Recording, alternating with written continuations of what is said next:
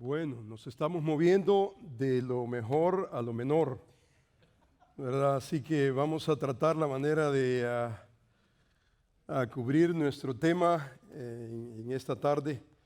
Nuevamente, mi deseo pastoral, aún en el seminario acá, es definitivamente obvio. Es mi deseo no solamente ejercitarnos en asuntos intelectuales, teológicos, pero mi corazón está en la iglesia local. Soy pastor y he estado en el pastorado ya por varios años y hemos logrado ver mucho tipo de predicación y creo que ustedes van a concluir conmigo, van a estar en acuerdo que la mayoría de la predicación que usted escucha en el púlpito evangélico hoy en día es cristocéntrica. Y algunos de ustedes tal vez están acostumbrados a ese tipo de predicación y este tipo de oportunidad que estamos teniendo creo que nos va a ayudar a poder reflexionar y pensar lo que esta hermenéutica significa en una manera práctica en el púlpito, en la iglesia local. Así que mi interés es que usted pueda ver el efecto no solamente de la hermenéutica cristotélica, pero necesitamos nosotros hacer esa comparación y tratar la manera de observar este principio básico. Entendemos las cosas que son en contraste a las cosas que no son. Así que vamos a tratar la manera de hacer ese contraste. Hemos venido tratando a través de cada uno de las ponencias el efecto no solamente de la hermenéutica cristocéntrica, pero asimismo la hermenéutica cristotélica. Especialmente mi interés no es necesariamente histórico, mi interés no necesariamente es tal vez exegético, aunque cada uno de esos elementos va a ser impactado. Mi interés es que podamos desarrollar un concepto más claro de lo que nosotros hacemos en el púlpito de semana a semana. Ahora, esta potencia que podemos nosotros pensar potencialmente no solamente va a transformarnos a nosotros mismos, pero creo que va a transformar también nuestra manera de hacer lo que nosotros hacemos de semana a semana. Así que yo quiero, número uno, ofrecer un sondeo de la hermenéutica cristocéntrica con la intención de evaluar esta perspectiva que en mi parecer es inapropiada, especialmente a la luz de las Escrituras. Los resultados que esta hermenéutica tiene va a generar resultados desequilibrados en el ministerio, en la predicación.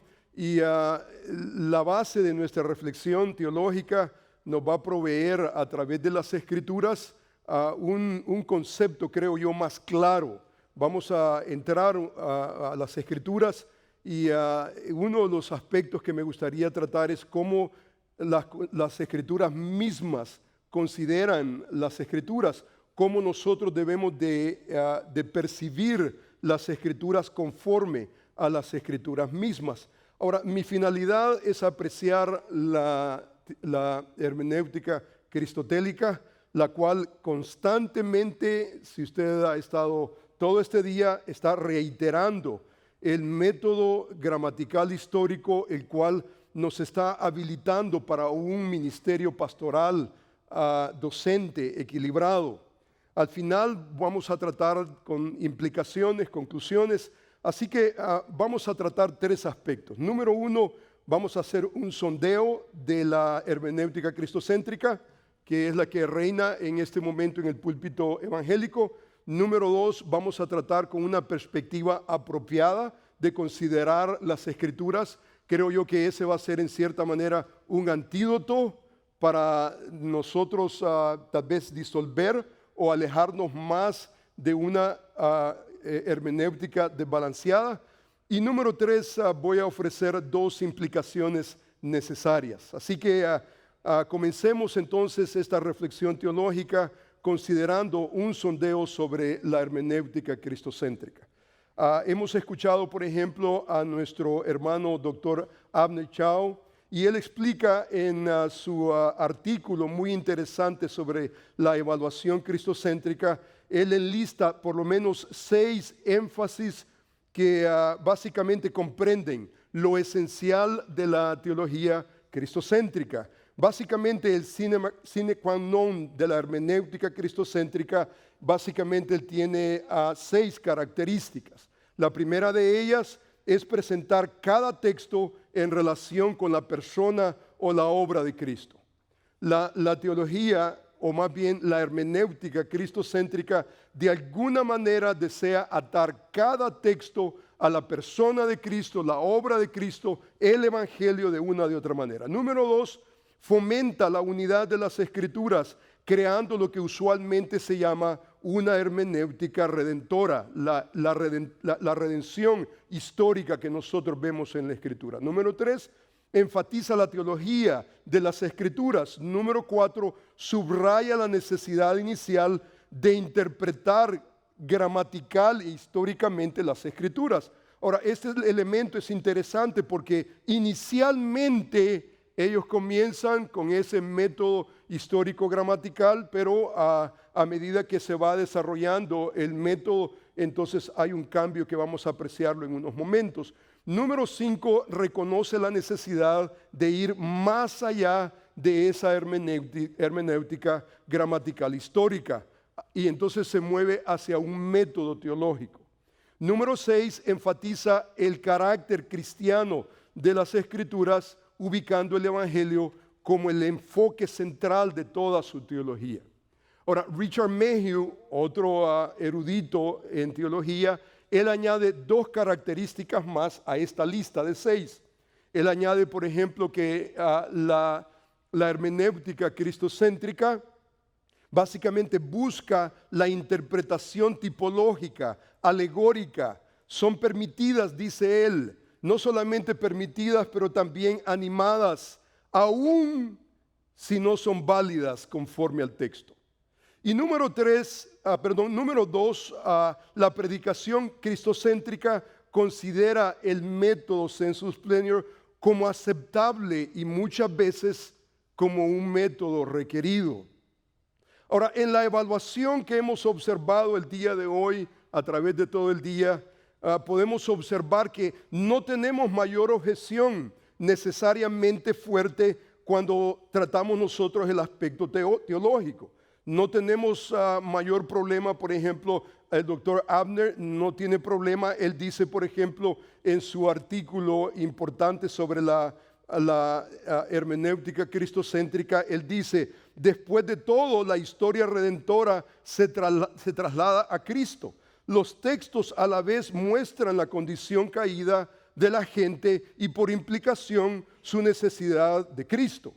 Ahora, la insistencia de la unidad de las Escrituras para nosotros no debería de presentar mayor problema. No tenemos mayor desafío, no solamente en el aspecto teológico, ni tampoco en el Evangelio. Sin embargo, la controversia no se produce necesariamente en relación a la unidad o a la teología de las Escrituras. Más bien, el problema, el desafío viene en la insistencia que todos los textos deben hablar de Cristo. Ese es nuestro problema.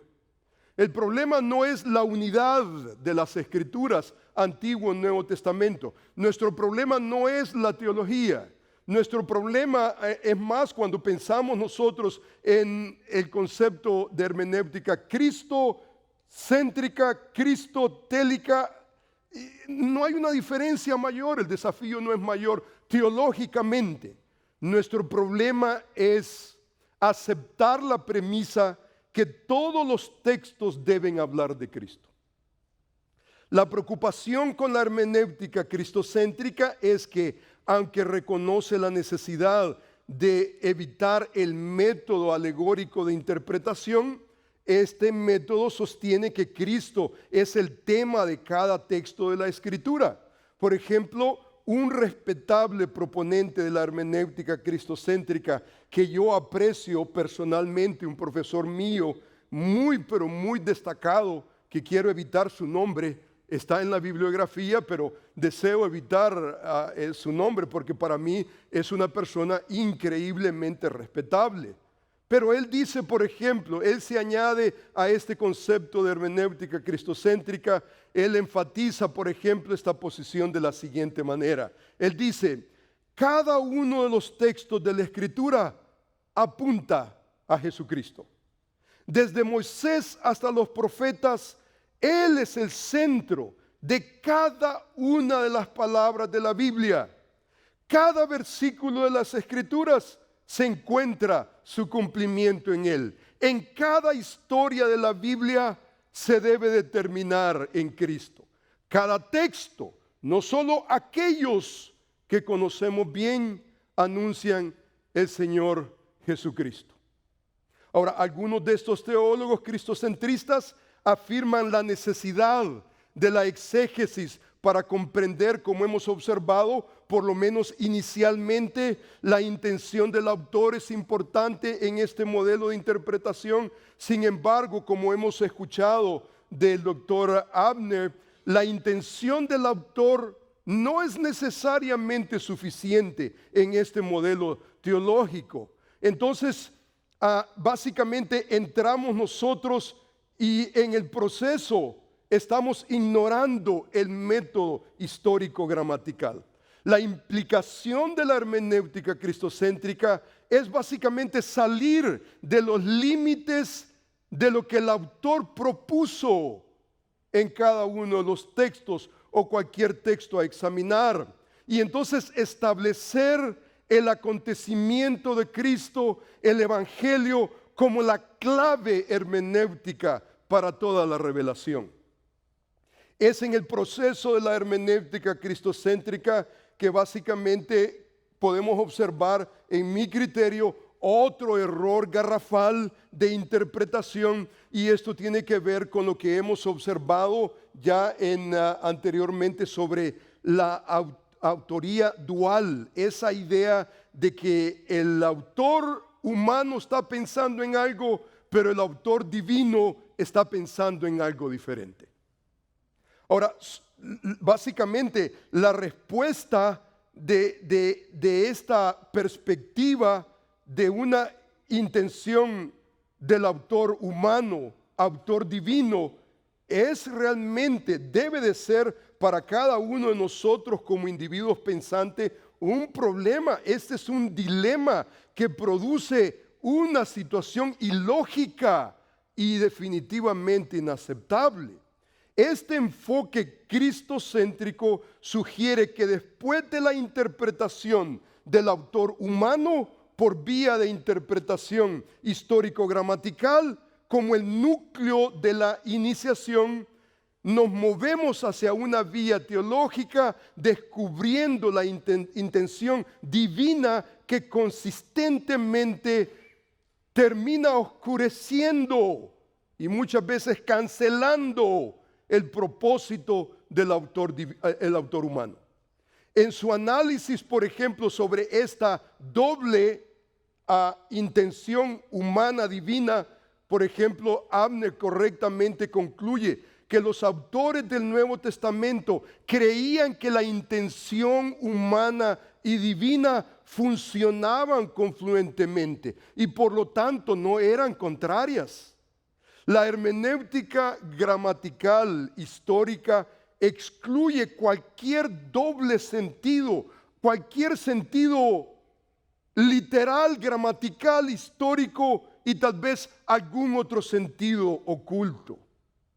Básicamente, Terry, un gran exegeta, un hombre increíblemente respetado en la historia de la iglesia, él escribió un libro de hermenéutica que ha venido a ser para la iglesia un clásico. Él correctamente apunta que en el momento que aceptamos la posibilidad de hallar múltiples significados en los textos bíblicos, entonces dice él, introducimos en el santo libro un elemento de incertidumbre y trastornamos toda posibilidad de interpretar las Escrituras objetivamente, científicamente. Dice, por ejemplo, Owen, si la Biblia tiene más de un significado, no tiene significado alguno. Wright dice, por ejemplo, sostengo que las palabras de la Biblia se han dado con la intención de que tengan un sentido definido y que nuestro objeto principal debe ser el descubrir ese sentido y luego aferrarnos rígidamente a él. Decir que las palabras tienen cierto significado meramente porque son superficiales, entonces terminamos, dice él, deshonrando. Dice, una misión peligrosa de manejar las Escrituras. Stuart expresa esto de la siguiente manera. Él dice, este plan de interpretación abandona y hace a un lado las leyes comunes que rigen cualquier lenguaje. Sin embargo, los teólogos cristocentristas, conscientes del peligro de crear esta idea de cristonomismo que significa un enfoque de Jesús aislado de Dios, o muchas veces ocurre el desorden de crear un jesucentrismo, mencionar a Jesús en cada sermón, aunque el pasaje bíblico no lo ceda. Básicamente lo que terminamos creando es un desequilibrio al entender las Escrituras. Por ejemplo, para uno de los proponentes más importantes de la hermenéutica cristocéntrica, pero muy respetable, para mí tiene respeto, a todos estos grandes hombres de alguna u otra manera nos heredan ciertos aspectos, ciertas cosas, pero en momentos usted comienza a observar una discrepancia, situaciones que simplemente no se pueden aceptar. Por ejemplo, Sidney Grandanus, él dice, por ejemplo, que el evento de Cristo es tan, pero tan importante, dice él, que esto debe, dice, alterar la manera en cómo se lee el Antiguo Testamento. Él escribe, esto significa que hoy nosotros debemos de movernos más allá de la interpretación histórica estricta e interpretar el Antiguo Testamento a la luz de su cumplimiento del Nuevo Testamento. Él dice, revelación previa debe interpretarse a la luz de la revelación posterior. En otras palabras, en su concepto hermenéutico, el Antiguo Testamento no es suficiente. Si el Nuevo Testamento no existe, entonces no podemos entender el Antiguo Testamento. Por ejemplo, él insiste que la revelación de Dios en el pasado no es necesariamente la palabra final de Dios para la gente de hoy. La revelación progresiva implica que uno debe de interpretar la revelación pasada a la luz de la revelación más reciente.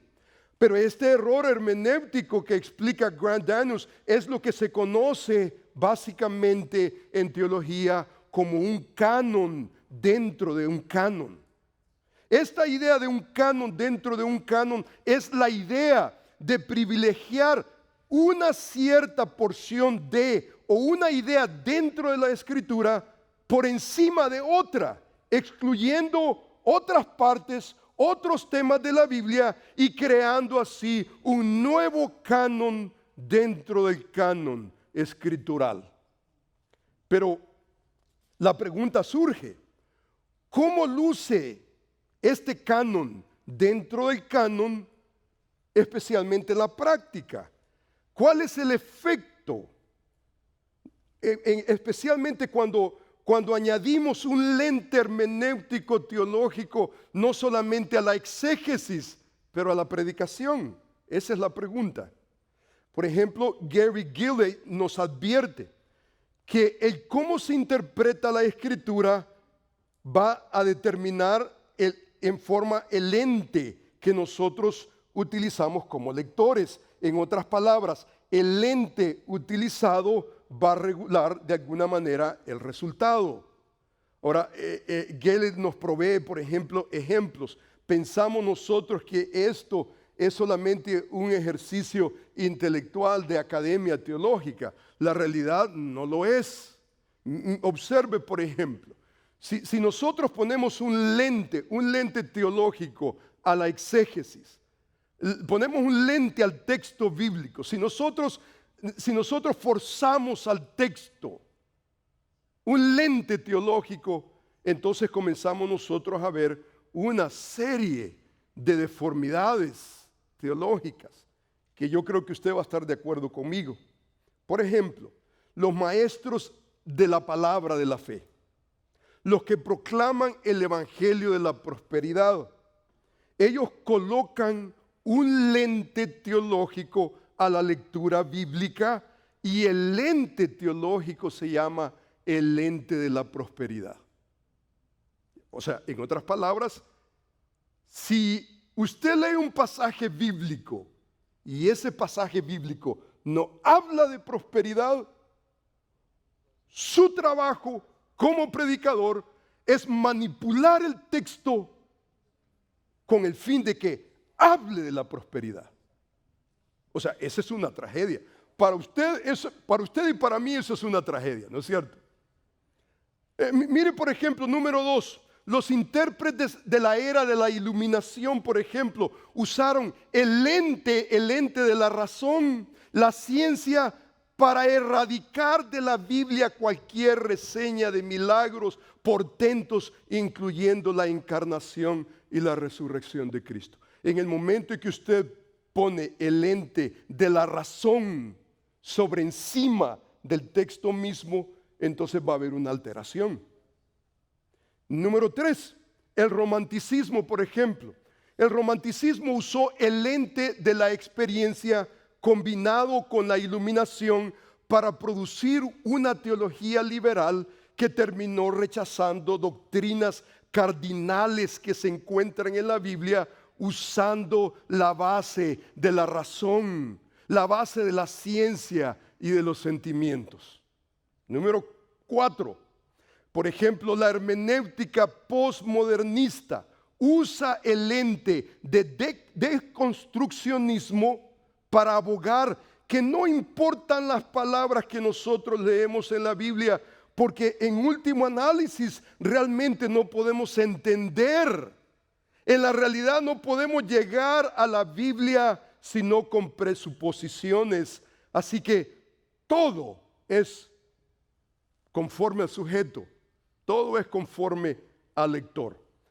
A esta lista nosotros podemos añadir muchos otros lentes hermenéuticos que ignoran la intención, el significado del autor bíblico, creando un subjetivismo en acorde a la preferencia del intérprete. Mire, por ejemplo, lo que ocurre con la teología de la liberación. La teología de la liberación básicamente es lo siguiente. En esencia, la teología de la liberación es leer la Biblia y entonces se lee la Biblia con la intención de liberar al pobre, emancipar al pobre.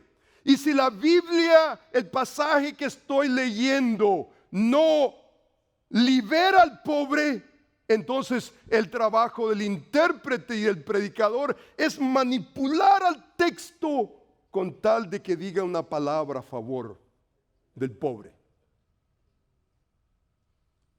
Lo mismo podemos decir nosotros de la teología femenil, por ejemplo. Exactamente, a Black Theology, por ejemplo, exactamente lo mismo. Hay un lente teológico.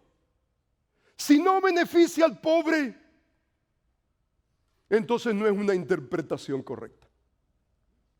Si no beneficia a la mujer, no es una interpretación correcta.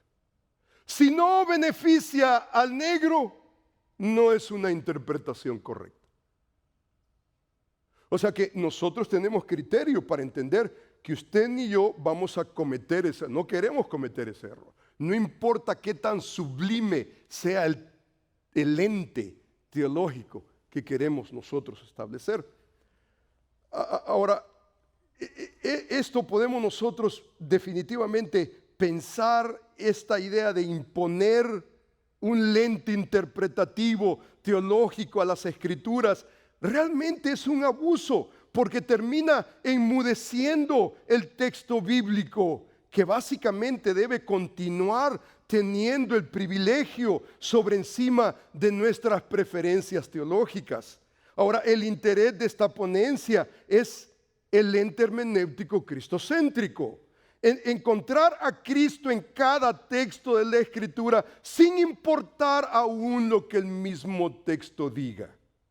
En el momento que se añade un lente hermenéutico teológico a la hermenéutica gramatical histórica, ya entonces nosotros estamos rechazando la misma hermenéutica gramatical histórica. Usted no puede hacer eso. O más bien yo le sugiero que no haga eso. Ante este dilema hermenéutico cristocéntrico, ya no buscamos la intención, el significado del autor. Ahora debemos de discernir el significado real, cualquiera que usted pudiera escoger. Puede ser la teología de la liberación, puede ser la teología de la prosperidad, no importa el lente que usted... Descubrir el significado real, el significado más profundo que a menudo se esconde en los pasajes que no dicen nada acerca de Cristo. Con este lente interpretativo, el intérprete puede acudir a la Biblia y puede tomar virtualmente cualquier versículo de la Escritura y darle un mensaje para que signifique algo acerca de Cristo o algo acerca del Evangelio. En el proceso, las Escrituras pierden su significado claro. Es más, Gilead observa que los intérpretes cristocentristas, dice él, no están diciendo que el tema principal de las Escrituras es Cristo y el Evangelio. Ellos quieren ir más allá y ellos quieren decir que el único tema de las Escrituras es Cristo y el Evangelio. Pero la pregunta surge, ¿cómo luce esta metodología cristocéntrica especialmente en nuestro ministerio docente? ¿Cómo luce en la predicación? ¿Cómo luce eso en las iglesias de domingo a domingo? ¿Cómo esta hermenéutica afecta la predicación? En relación, por ejemplo, a la predicación textual temática, Grandin nos recomienda, teólogo cristocéntrico, él dice que los predicadores, dice, deben de seleccionar los textos que van a predicar considerando las necesidades de sus congregaciones, y dice él que deben de escoger textos significativos. Él escribe, en la selección del texto, uno generalmente debería de dar preferencia a los textos más significativos, dice él. Él continúa diciendo, no todo versículo en la Biblia es un buen texto predicable. Por ejemplo, él argumenta y dice, escoger Génesis 22:5 o escoger aún, dice él, Efesios capítulo 1, versículo 1, no son pasajes significativos, aunque él mismo acepta que tienen un valor intrínseco. Sin embargo, en este escenario de escoger pasajes significativos o evadir pasajes oscuros, no es un reflejo de lo que nosotros como evangélicos deberíamos de creer. Por ejemplo, Harold Robinson correctamente, creo yo, que argumenta en este punto diciendo que todo predicador evangélico debe creer en ciertas verdades contundentes. Por ejemplo, él dice, creer que la Biblia es la palabra de Dios es una verdad cardinal. Él escribe, toda la Biblia es la palabra de Dios. No solo Romanos, sino también Levíticos. No solo Efesios, sino también Esther. No solo, dice él, los pasajes calientes, sino también los fríos. Y usted se pregunta, ¿por qué? Porque toda la Escritura es inspirada por Dios y es útil, toda. No solamente los pasajes significativos, no solamente los pasajes calientes. En relación a descubrir el propósito del texto, este teólogo continúa elaborando la metodología que él recomienda para los predicadores. Él sugiere que el predicador debe hacer la pregunta, ¿por qué el autor escribió el texto en la manera en que lo hizo? Excelente pregunta. A lo cual él añade que esta pregunta se puede responder, dice él, solamente en su contexto histórico gramatical. Sin embargo, cuando él habla acerca del propósito del sermón, que es el producto terminado en el proceso hermenéutico, él establece ponerse el lente teológico cristocéntrico y entender que el propósito del sermón, dice él, no todo el tiempo será exactamente igual como el del texto. Entonces, ¿para qué va a usar un texto? ¿Para qué necesita un texto bíblico? ¿Para qué? Este modelo hermenéutico es una distorsión de cómo deberíamos de considerar las Escrituras, especialmente a la luz de las Escrituras mismas. Por ejemplo, Terry correctamente escribe, en verdad puede decirse que una gran parte de la confusión y errores de los expositores bíblicos ha surgido de ideas equívocas acerca de la Biblia misma. Yo pregunto, ¿por qué no mejor adoptar la perspectiva bíblica de cómo considerar las Escrituras y así respetar lo que las Escrituras mismas dicen de ella en su naturaleza? Entonces, entremos al segundo aspecto que tiene que ver con la perspectiva apropiada al considerar las Escrituras, conforme a las Escrituras. Por ejemplo, el apóstol Pablo en 2 de Timoteo capítulo 3, un pasaje increíblemente familiar para cada uno de nosotros. Él dice en este pasaje bíblico, entre medio de otros asuntos bibliológicos, él habla acerca de la utilidad de la palabra y él dice, pero persiste tú en lo que has aprendido y te persuadiste sabiendo de quién has aprendido y que desde la niñez has sabido las sagradas Escrituras, las cuales te pueden hacer sabio para la salvación que es en Cristo Jesús. Toda la Escritura es inspirada por Dios y es útil. Es útil para enseñar, redarguir, corregir, instruir en justicia, a fin de que el hombre de Dios sea preparado enteramente, dice perfecto, enteramente preparado para toda buena obra. Es en este pasaje de las Escrituras que básicamente encontramos las declaraciones más fundamentales de la naturaleza de las Escrituras, la manera en cómo nosotros debemos de concebir las Escrituras mismas. El apóstol está nuevamente sufriendo en una cárcel. Su condición es realmente, él está considerando la muerte, capítulo 4, versículo 6. Sin embargo, en este contexto existencial, el apóstol derrama su corazón pastoral. Él instruye a Timoteo, pastor de la iglesia en Éfeso. El énfasis paulino en mi consideración es la sana doctrina que tiene básicamente el poder de preparar, capacitar a los hombres de Dios. El gozo de Pablo es que a pesar que él está en cadenas, la palabra de Dios no está en cadenas. Cuando el apóstol Pablo dice toda la escritura, Pablo no está hablando del Nuevo Testamento, Antiguo Testamento. Y esa palabra es útil.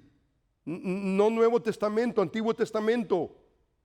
Hay otro aspecto importante en esta porción de la Escritura, que 2 de Timoteo capítulo 3 está incrustado en un contexto escatológico.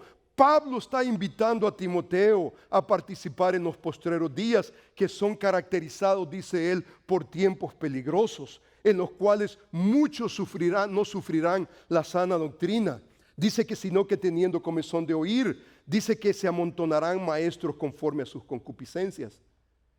El apóstol Pablo está describiendo no solamente la decadencia moral y espiritual que él está viviendo, pero usted se da cuenta que esa decadencia moral y espiritual no ha pasado de moda. Hoy en día estamos viviendo los mismos días. Por ejemplo, John MacArthur escribe, nosotros todavía estamos viviendo en los tiempos mesiánicos, entre la primera y la segunda venida de Cristo. A todo esto se puede apropiadamente decir que estos días son los últimos días. Es a la luz de este contexto circunstancial, escatológico y peligroso de apostasía que Pablo introduce estos versículos bíblicos. Lo importante para Pablo es cómo Timoteo, el hombre de Dios, va a relacionarse con la palabra de Dios. Por ejemplo, el gran filósofo de nuestro tiempo, reformador, John Frame, él apropiadamente pregunta, a la luz de esta realidad peligrosa, él dice, ¿dónde un pastor joven como Timoteo encuentra entendimiento en medio de situaciones amenazadoras? ¿Cómo él puede determinar la verdad del error y cómo corregir el error y fomentar la verdad? Pablo le da a Timoteo dos respuestas. Primeramente, él le dice, recuerda de quién has aprendido, enfatizando el ejemplo fiel del apóstol Pablo. Pero número dos, usted se da cuenta que el apóstol Pablo le dice en segunda ocasión, su segunda respuesta es, sé diligente en las Sagradas Escrituras. Pablo aquí establece dos declaraciones contundentes en nuestro tema. Número uno, la naturaleza de las Escrituras. Y número dos, la utilidad de las Escrituras, las cuales son tal vez las declaraciones más significativas sobre la bibliología en las Escrituras. Pablo no solo desea que Timoteo crea lo correcto, pero que él viva lo correcto. Pablo dice que las Escrituras, número uno, te pueden hacer sabio para la salvación que es en Cristo Jesús.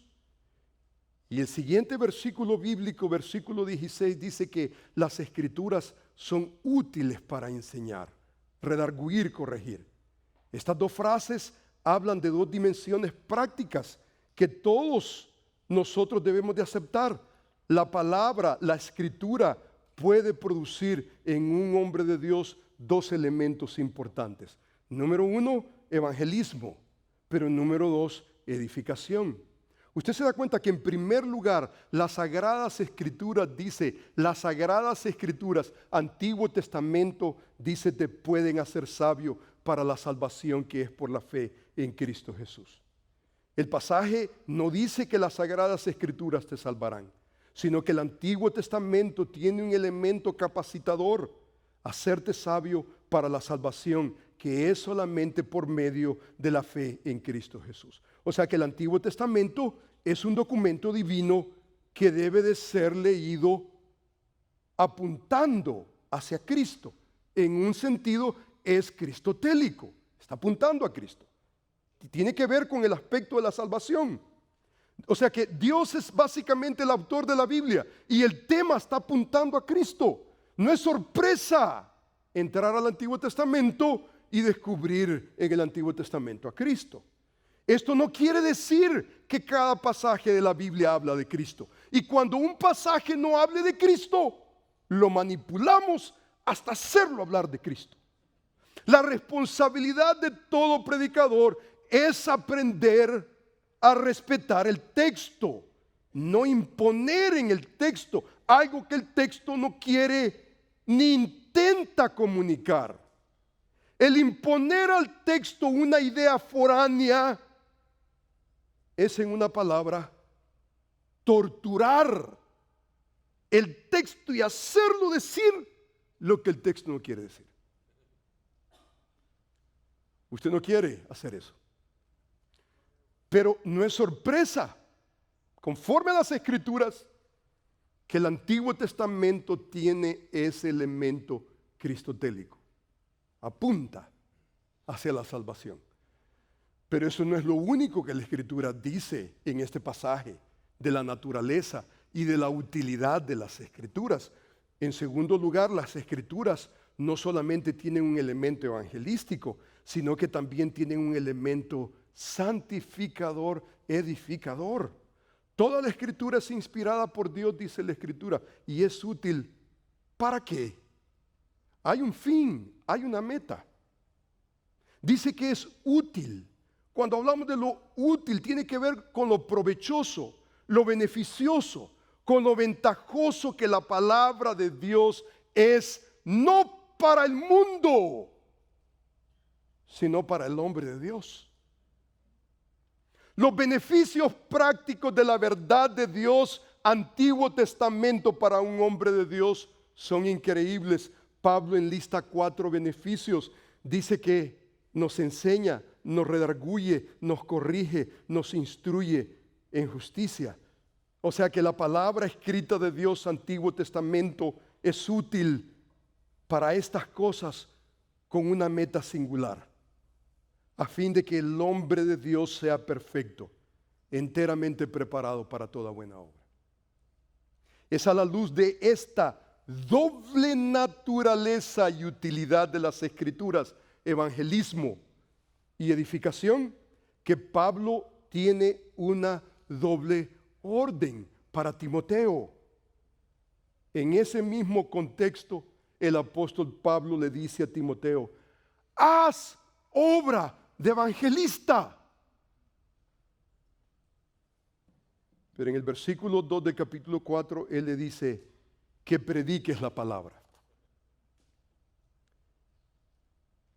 Este tipo de predicación, en su naturaleza, es inductiva, porque proclama la historia de Cristo.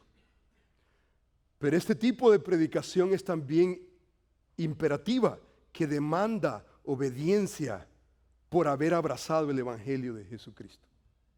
La realidad es que el énfasis contextual que Pablo desea establecer para Timoteo y los predicadores es una predicación balanceada, no solamente evangelismo, sino enfáticamente una predicación pastoral.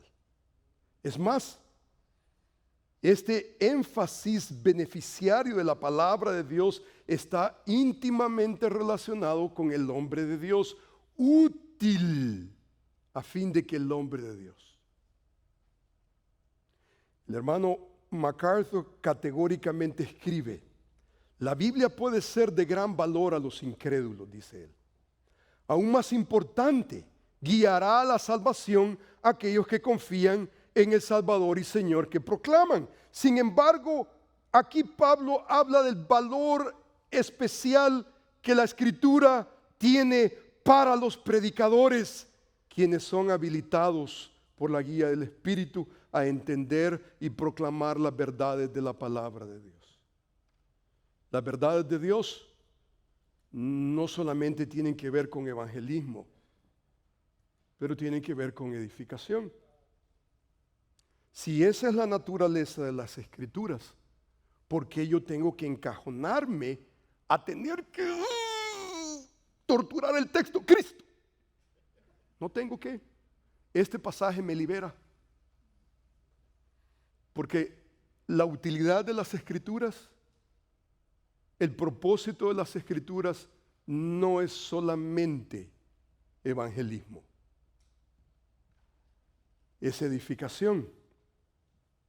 La naturaleza pedagógica, pastoral, para edificación, que goza el Antiguo Testamento, es la perspectiva que Pablo plasma en otras cartas.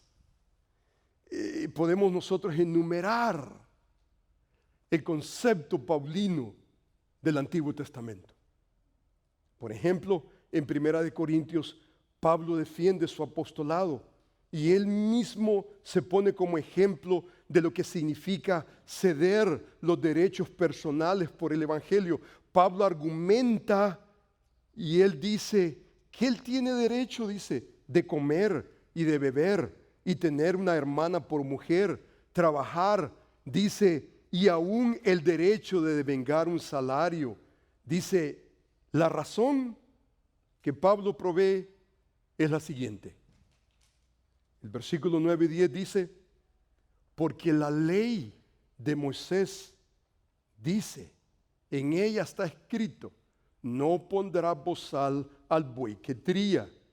¿Tiene Dios cuidado de los bueyes o lo dice enteramente por nosotros? Pues por nosotros se escribió, porque con esperanza debe arar el que ara, y el que trilla con esperanza debe recibir del fruto. En este caso, Pablo está citando el Antiguo Testamento, la ley, no para propósitos evangelísticos, sino para establecer una realidad ministerial para el siervo de Dios. Él es digno de su salario. Si eso era bueno para Pablo, ¿por qué no va a ser bueno para usted? ¿Para qué usted quiere manipular este pasaje? ¡Ah, Cristo! Si el texto cede hacia Cristo, más vale que usted predique a Cristo con toda su gloria. Pero si el pasaje desea instruirlo y edificarlo, sea edificado. Por ejemplo, en la misma carta, 1 Corintios, el apóstol Pablo exhorta a la iglesia en Corintio a poner atención a los ejemplos del Antiguo Testamento que básicamente adornan el Evangelio de Jesucristo. El pasaje dice, mas estas cosas sucedieron como ejemplo para nosotros, dice que no codiciemos cosas malas como ellos codiciaron, y estas cosas les acontecieron como ejemplo y están escritas para amonestarnos a nosotros, a quienes han alcanzado los fines de los siglos. 1 Corintios 16 y 11. Para Pablo, la naturaleza del Antiguo Testamento no es solamente salvífico, es pedagógico. Para el apóstol Pablo, el Antiguo Testamento es para amonestarnos a nosotros, a quienes han alcanzado los fines de los siglos. Por ejemplo, Pablo anima a la iglesia en Roma a poner atención al Antiguo Testamento, considerando la siguiente razón, que debería de ser suficiente para nosotros. Porque las cosas que se escribieron antes, para nuestra enseñanza se escribieron, a fin de que por la paciencia y la consolación de las Escrituras tengamos esperanza, a pesar que el Antiguo Testamento fue escrito siglos antes. Para Pablo, estos escritos sacros fueron escritos para nuestra enseñanza. O sea que el Antiguo Testamento fue escrito con la intención de instruir a generaciones posteriores, incluyendo la del primer siglo y los creyentes que han alcanzado los fines de los siglos. En la realidad, el Antiguo Testamento es no un documento antiguo que ha quedado en el pasado, olvidado. Es tan vigente, tan autoritativo como cuando se escribió la primera vez. En 2 Timoteo 3:17 recordamos las palabras de Pablo, que dice que las Sagradas Escrituras, Antiguo Testamento, es autoritario, suficiente, a fin de que el hombre de Dios sea perfecto, enteramente preparado para toda buena obra. Para el apóstol Pablo, el Antiguo Testamento, aún aparte, separado del Nuevo Testamento, es suficiente para la vida espiritual y para el ministerio. Aquí podemos continuar, pero ya el tiempo se va acabando. Y entonces no podemos, hermanos, más que concluir. ¿Cuánto tiempo tenemos, hermanos? Ya no tenemos tiempo y ustedes se van a ir a dormir. Así que vamos, hermanos, a concluir por lo menos con dos aspectos que yo creo que son importantes como forma de implicaciones de la hermenéutica aristotélica. Quiero concluir brevemente, concluir con dos implicaciones. Número uno,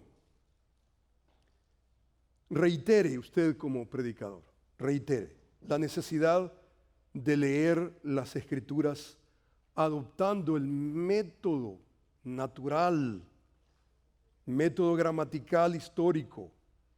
Nuestro hermano Abner nos ha recordado, nos recuerda en sus escritos, su artículo, su libro que está disponible en español, La hermenéutica de los escritores bíblicos, que básicamente el método de interpretación que los apóstoles, profetas tenían era el método histórico gramatical. Este método básicamente es el que está en línea con la escritura misma. En su interpretación, por ejemplo, no podemos nosotros ignorar la intención del autor en los escritos. No queremos nosotros imponer un lente hermenéutico foráneo al texto mismo. Estos textos para los profetas, apóstoles, eran porciones que debían de interpretarse y interpretarse con la gramática. Ellos debían de entenderse y debían de entenderse en base de sus implicaciones, su significado. Para los predicadores, eso debería de ser para nosotros la pauta. Adoptar el método gramatical histórico, leer la escritura, interpretar la escritura, interpretarla en su norma normal. Entonces la sugerencia no es adoptar una nueva hermenéutica, sino regresar a la hermenéutica de los reformadores conservadores que leían el texto sagrado usando el método gramatical histórico, buscando el significado pretendido por el autor bíblico. Por ejemplo, Roy Sack comenta lo siguiente. Él dice, cuando los reformadores enfatizaban la necesidad de regresar a las Escrituras, ellos enfatizaban con ello el método histórico gramatical. Por histórico, ellos querían decir que el ambiente, las circunstancias que los libros de la Biblia eran escritos debía de ser respetado. Por gramatical, ellos querían decir, determinar el significado de la Biblia estudiando palabras, oraciones de las Escrituras en su sentido normal y simple. Bajo este método gramatical histórico, la Biblia debe leerse y debe leerse conforme a las reglas básicas para la comprensión de cualquier literatura, considerando contexto, reglas gramaticales, historia en relación al texto, el uso, el significado de las palabras, etcétera, etcétera, etcétera. Lo que se busca con este análisis exegético es descubrir el significado previsto del autor en el texto que se estudie. Es en base a esta intención del autor, del significado del autor, que muchas implicaciones pueden surgir. Sin embargo, si esa intención o significado del autor bíblico no se tiene, entonces no se tienen implicaciones o aplicaciones. Solamente la hermenéutica histórica permite que la escritura hable por sí mismo. Cualquier otra hermenéutica es defectuosa porque añade de alguna manera un lente extra innecesario que termina siendo una superimposición ficticia sobre el texto bíblico, desfigurando, distorsionando algo que el texto simplemente no intentó. Finalmente, Quiero decir, deje que el pasaje bíblico dicte el énfasis de su sermón. Si el pasaje enfatiza evangelismo, predique a Cristo en todas sus glorias. Sin embargo, si el pasaje no enfatiza evangelismo, sino la palabra de su gracia, que tiene poder para sobreedificarnos, entonces edifique al pueblo de Dios. No hay ningún mérito en predicar un sermón que a la colita del sermón mencione usted a Cristo. El hecho de mencionar a Cristo en un sermón no hace un sermón auténticamente cristiano. Si va a predicar a Cristo, hágalo en conformidad a las Escrituras y no como una cuña para hacerlo sonar un sermón cristiano. Abner categóricamente dice que nosotros como predicadores somos los que explicamos las Escrituras. Nuestro trabajo es decir lo que los textos dicen, lo que los escritores bíblicos dicen.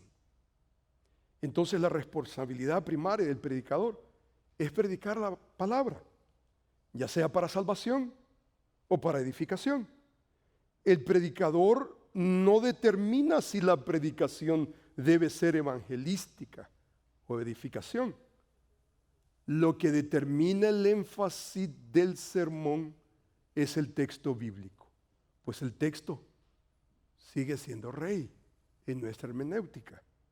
Nuestra escuela gramatical histórica no nos permite enfatizar lo que el texto no enfatiza. El texto es el que tiene la última palabra, es el privilegiado sobre encima del predicador. Nosotros como predicadores somos heraldos y no podemos imponer en el texto un sentido ajeno al texto mismo.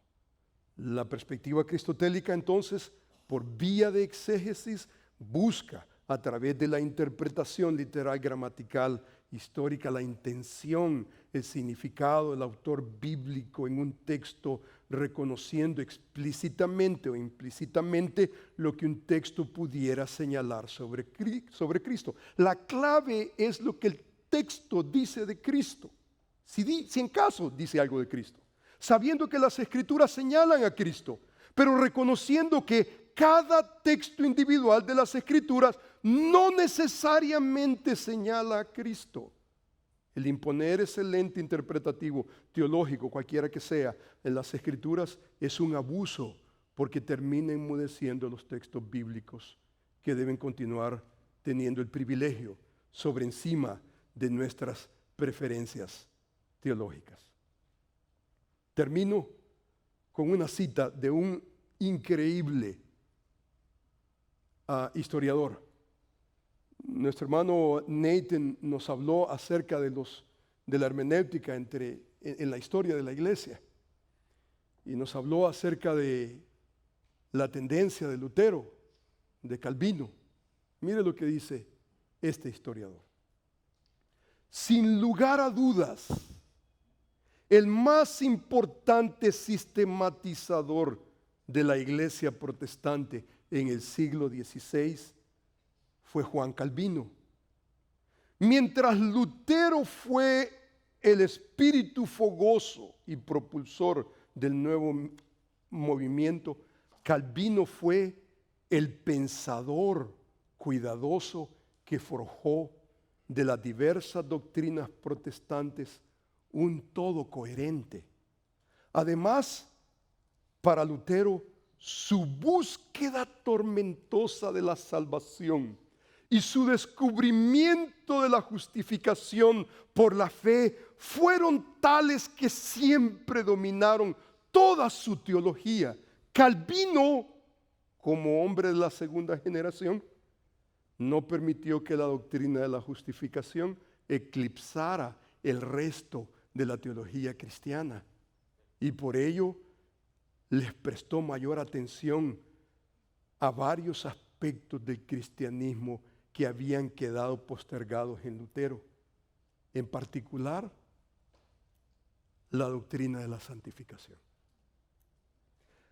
Así que, predicadores que me escuchan el día de hoy, maestros de escuela dominical, maestras de escuela dominical, continuemos predicando la palabra de Dios, ya sea para salvación o para santificación. Predique la palabra, haga obra de evangelismo, cumpla su ministerio.